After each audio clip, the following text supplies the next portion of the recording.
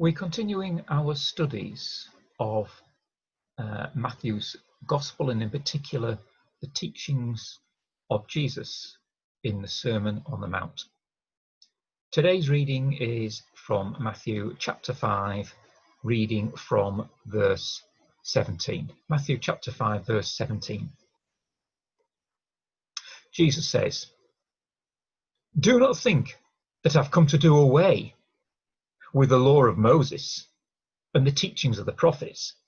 I have not come to do away with them, but to make their teachings come true. Remember that as long as heaven and earth last, not the least point, not the smallest detail of the law will be done away with. Not until the end of all things. So then, whoever disobeys even the least important of the commandments and teaches others to do the same will be least in the kingdom of heaven. On the other hand, whoever obeys the law and teaches others to do the same will be great in the kingdom of heaven." This is the word of the Lord. Thanks be to God. My name's Keith Langley, and as I say, we're continuing this study of the teachings of Jesus on the Sermon on the Mount. At the time of recording, I don't know what the other people have said in the daily reflections, but what I do know is that the Sermon on the Mount has a variety of teachings of Jesus, some of which are very encouraging. It starts with the Beatitudes, happy are, or blessed are, depending which translation you're using.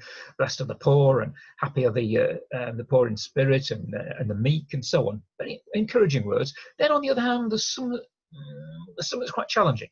Things like, "Not everyone that calls me Lord, Lord will see the kingdom of heaven." Some teaching is very easy to understand, but much harder to put it into practice. So, for example, whoever slaps you on the right cheek, turn around and offer them the left cheek. That's a difficult one to put into practice, isn't it? And then today's teaching, that reading I've just read out to you now, it seems to contradict what actually happens in the church, because we don't, as a church, obey all the Old Testament rules. And is that what Jesus is saying? Well, I'll come on to that in just a moment. Just a couple of other observations on that passage. First of all, Matthew absolutely loves this expression, "Truly I say to you," or if you're using an Old English translation, "Verily, verily, I say unto thee." It didn't really come across in that reading, actually, because the Good News Bible doesn't really use it over much. But most other translations, you will have something along the lines of "Truly I say unto you," and it's used 33 times in Matthew's Gospel. However, they say there's a first time for everything, and today's reading is the first time. Another point that I noticed in that reading is this bit about being least in the kingdom of heaven. But often in Matthew's Gospel, Jesus ends a piece of teaching or a parable with something like the words being thrown out, where there'll be weeping and gnashing or grinding of teeth.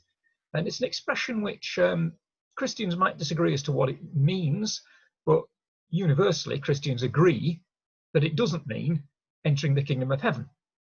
Whereas today, non-compliance with this particular piece of teaching of Jesus is the consequences are being least in the kingdom of heaven. It's almost as though, well, okay, it's bad, but it's not quite bad enough to exclude you from the kingdom. What is the teaching? What is Jesus really saying in this passage? He talks about the Old Testament law, and not even the slightest little detail of it will be removed. Some of it is quite relevant to today. There's rules in the Old Testament, for example, about effectively self-isolation after contact with an unclean person. I think we can relate to that one. There are others about what to do with mildew. There's rules about which religious festivals we're supposed to observe, such as Passover and the Festival of Shelters or Booths. There are others about animal sacrifices. Sacrifice of bulls and sheep and goats, and if you can't afford it, doves or pigeons. And they can be sacrifices for sin, they can be fellowship offerings, praise offerings, wave offerings, all sorts. Are we really expected to obey all these Old Testament rules? And if we look at today's reading from Jesus and his words, I think the answer has to be yes. There seems to be that expectation. However, we don't do it. We don't go to church with our animal sacrifices. Even obviously we can't at the minute, but even when things get back to normal, that's not going to be the case. So what is Jesus saying? Well, I get letters, and I'm sure you get letters from organisations such as charities or trust funds or building societies or pension funds or sports clubs, and they'll send you a letter. Basically, there'll be a brochure, like a glossy leaflet or brochure telling you all about themselves, a report of their activities in the last 12 months, and there'll also be a set of accounts, the income and expenditure and the balances for that particular organisation. And they also, with the letter, they'll send you a covering letter to go with the brochure and a ballot paper. And the idea is that they're wanting you, because they consider in some way you to be a member of that organisation, that you have a say in it. You have the right to vote. How many of us do it? How many of us actually attend in person the annual meeting at which the accounts are to be approved? I've never done it, and I suspect that most of you haven't done it. It's quite a big thing. The meeting might be somewhere, for example, in London. So to travel all that way to vote to approve a set of accounts is probably not high on our list of priorities. There's an alternative. They give you an option. The option is that you get someone who is attending the meeting to vote on your behalf. And usually that will be one of the senior people, if not the senior person in that particular organisation. You tell them how you want to vote, and they will vote on your behalf at the annual meeting. And that has some parallels. It's not a perfect analogy, but it has parallels with today's reading. That Jesus, if you like, is the person that can vote on our behalf. The accounts are different. We're not talking financial accounts here. We're talking our accounts, your accounts, my accounts, the accounts of how we've lived our lives and the things we've done. And we've got two options. We can do it in person. Yeah, we can go to that annual meeting. We can present the account of our lives in person to the head of the organisation. We know who that is. We can do it ourselves. We can do it under our own steam. In which case, those rules apply. Those are the rules which we were judged by, the Old Testament laws. Alternatively, we can ask someone senior in the organisation to vote on our behalf. We can ask Jesus.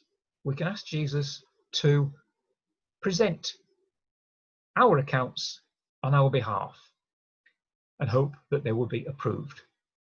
And I think if we're asking Jesus to do that, then the accounts will be approved. So there are parallels. There are parallels between that situation with the charities and the building societies, or it might be, and what Jesus is teaching, that he can vote on our behalf. Now, I know I'm preaching to the converted here. You're all watching me as members of one of the churches in our benefice, and therefore I know that you've already taken that decision that Jesus will vote on your behalf, on your accounts.